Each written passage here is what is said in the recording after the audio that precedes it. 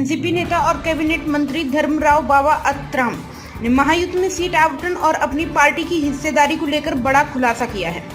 महागठबंधन में एनसीपी 80 सीटों पर चुनाव लड़ेगी। अत्राम ने दावा किया है कि पार्टी ने उन 80 सीटों का चयन करने के लिए राज्य भर में एक सर्वेक्षण शुरू किया है। अत्राम ने यह भी खुलासा किया है कि अनिल देशमुख के खिलाफ अजीत दादा की पार्टी एनसीपी का खास प्लान है। अत्राम ने कहा कि हमारा लक्ष्य 80 सीटों पर चुनाव लड़ने का है और हम 100% नतीजे लाने की कोशिश करेंगे। राज्य में किस सीट पर चुनाव लड़ेगी एनसीपी?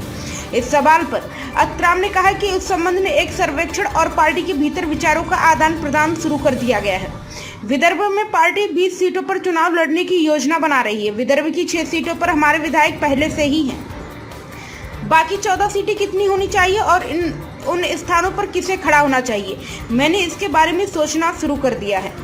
अनिल देशमुख के खिलाफ प्रत्याशी उतारेगी एनसीपी। अत्राम ने कहा कि हम प्रत्येक जिले में कम से कम एक सीट पर चुनाव लड़ने की कोशिश करेंगे। हम उन सीटों पर चुनाव लड़ेंगे जहां शरद पवार समूह के उम्मीदवार प्राथमिकता पर होंगे।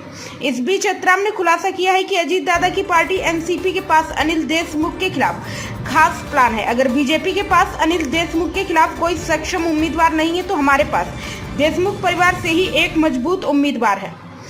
देशमुख परिवार से कौन होगा एनसीपी में शामिल? अत्राम ने यह भी दावा किया है कि भले ही इस समय देशमुख परिवार से कोई भी हमारी पार्टी में नहीं है, लेकिन चुनाव तक काफी समय है और देशमुख परिवार के उस व्यक्ति को हमारी पार्टी में शामिल किया जाएगा और नामांकित किया जाएगा।